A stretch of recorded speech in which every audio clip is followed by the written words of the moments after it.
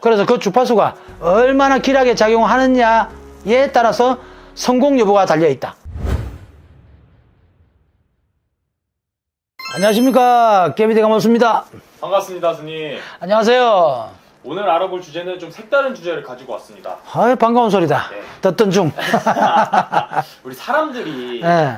막 스님에게 가서 장명도 부탁하고 네. 계명도 부탁하고 하시죠? 그거 당연하죠. 저 뭐 요게 강의도 하니까. 좀 얼마나 또 중요하고 네. 좀 어떻게 해야 되는 건지 네. 한번 조금 말씀해 주시면 좋을 것 같습니다. 아, 참 주제가 좀 신선하다. 네. 장명, 계명, 예. 왜냐면 이름이 정말 중요하잖아요. 이름대로 산다 이런 얘기도 많고. 당연하죠. 이름값 한다는 얘기 있죠. 네, 네. 그리고 우리가 그런 얘기를 합니다. 자리가 사람을 만든다라는 말을 하죠. 네, 네. 자리가 사람을 만든다는 것은 그 자리에 걸맞는 이름을 가지고 있습니다. 예를 들어 가지고 홍길동이라든지 또는 대통령이 그 자리에 올라가면 대통령을 만듭니다.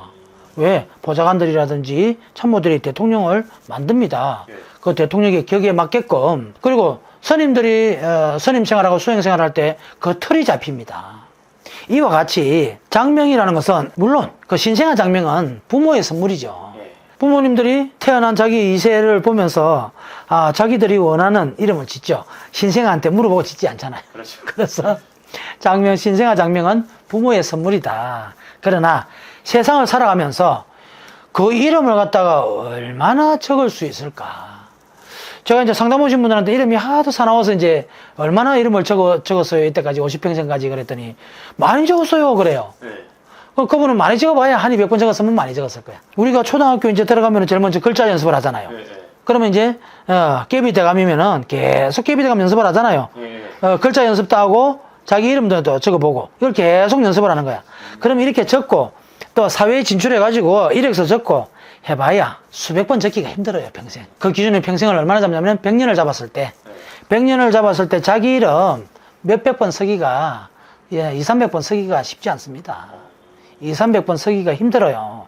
하루에 10번씩 적는다 그래도, 학창 시절 때 그렇게 적는다 그래도, 한 400~500번 적으면 많이 적어. 그러면은 이름은 무엇인가요? 우리가 부르는 것입니까? 이름이? 아니면은 적는 것입니까? 상대방한테 깨비대감하고 내가 이렇게 적었어. 이렇게 보여주지는 않잖아요. 그렇죠. 뭐라고 얘기합니까? 인사를 할 때, 안녕하십니까, 사장님. 네, 깨비대감입니다. 네, 스님입니다.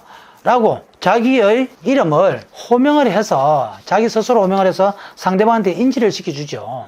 그게 이름입니다. 그러면 상대가 예를 들어서 나를 부를 때, 스님 그러잖아요. 우리 피대선생도 스님 그러잖아. 부르는 것이죠. 그리고 깨비대감, 깨비대감 선생님이세요. 한단 말이지. 부르는 것입니다. 이 부른다는 것이 포인트입니다. 얼마나 많이 불리는 게 그렇지. 왜? 우리가 라디오 방송을 들을 때 라디오 방송국에서 뭘 씁니까? 주파수를 쏘죠. 네. 무슨 100.5, 100.5Hz, 99.8Hz. 주파수를 쏘잖아요. 근데 그 이름은 소리란 말이지. 그러니까 그 주파수가 바로 우리가 부르는 이름에서 이 소리에서 주파수가 작용을 한단 말이지. 그래서 제가 항상 주장하는 거에 소리 오행에 준해서 장명을 해야 된다. 소리 오행에 준해서 장명을 해야 된단 말이지. 즉 소리 오행이라는 것은 오행의 특성이 있다. 소리의 특성이 있어요. 그럼 이렇게 소리끼리 부딪히지 않아야 된단 말이지. 소리끼리 예를 들어 가지고 요놈은 쇠 같은 거랑 부딪히면 요놈은 깨져요. 네.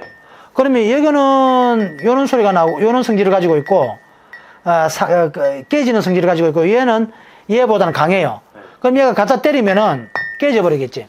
요런 이름을 가지고 있으면은 불리하다. 즉 다시 말해서 라디오 방송국에서 주파수를 쏘듯이 그럼 우리가 거기에서 틀어주는 이제 음악을 듣고 왜? 주파수로 인해 가지고 우리가 듣고 흥얼거리기도 하고 행복감을 느끼기도 하죠. 이름도 마찬가지입니다. 이런 소리 오행에 충돌이 일어나는 이름은 사업하시는 분, 영업하시는 분, 또 장사하시는 분들은 그렇게 발복 못합니다. 그럼 직장생활 하면서도 이름은 자꾸 불려지죠. 예. 예를 들어서 성을 갖다 김대리 같으면 김대리, 김과장, 예를 들어서 깨비대감 대리 계속 부르게 된단 말이죠. 스님 대리 하고 계속 부르게 된단 말이죠.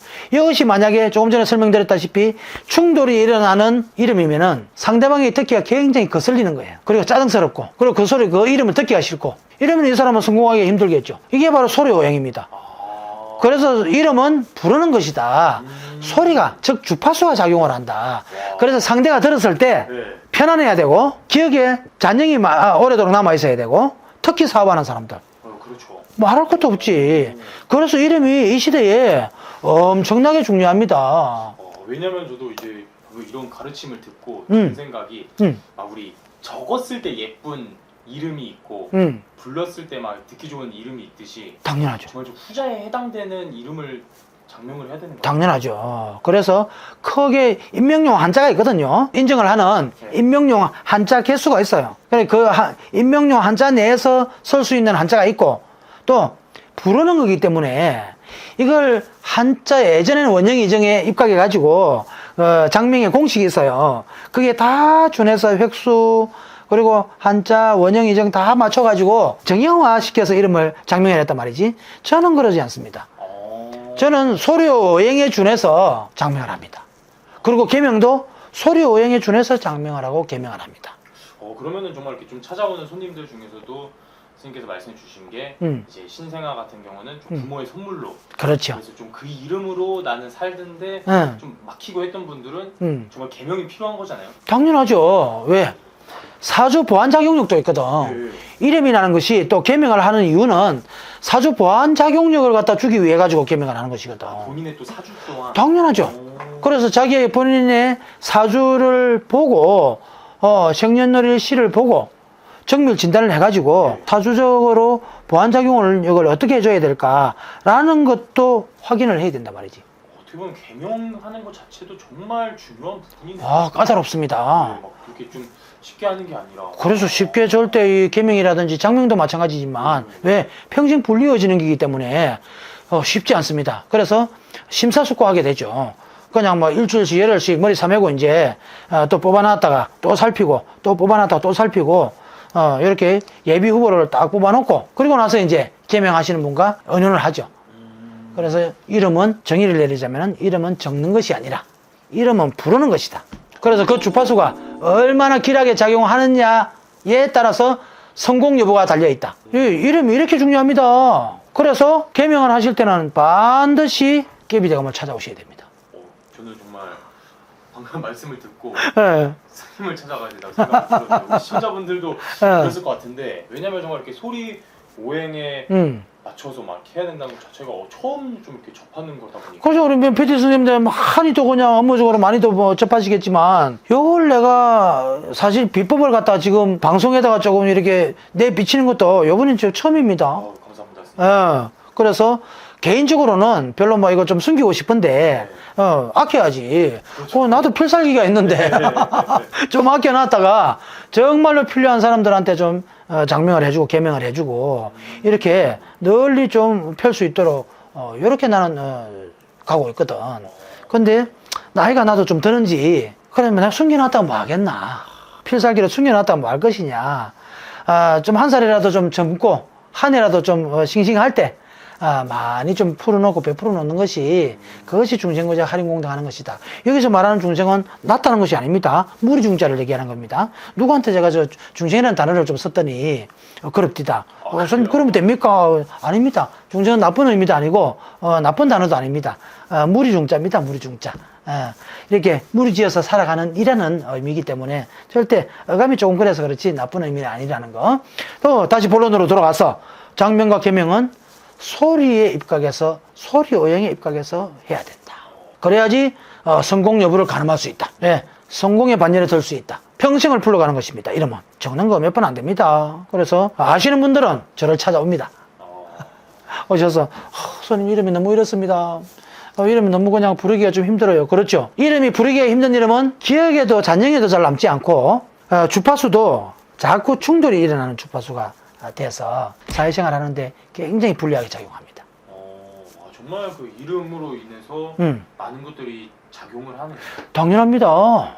사회도 우리 조금 위치에 사회적으로 또 조금 그 덕이 있고 덕망이 높은 분들 보면은 이름 흉한 이름 없습니다. 네. 또 그리고 또 흔한 이름도 없는 것 같아요. 그러니까 이걸 필살기로 깨비대 가면 필살기입니다. 이게 이 이름 짓는 게 개명하는 게 이름 장명하는 게 보통 게 힘든 게 아닙니다. 스님께서는 더더욱 쉬운 일이 아닌 것 같아요. 그렇죠. 네. 왜? 평생을 가져가기 때문에 심사숙고합니다. 단 이 정도로 개명을 하고 장명을 해놓으면은 사주 보안 자격력을 동반해서 접목을 시켜놓으면은 성공하는 것은 시간 문제입니다. 이야, 오늘 이렇게 좋은 말씀 감사합니다. 네, 고맙습니다. 깨비대감이었습니다.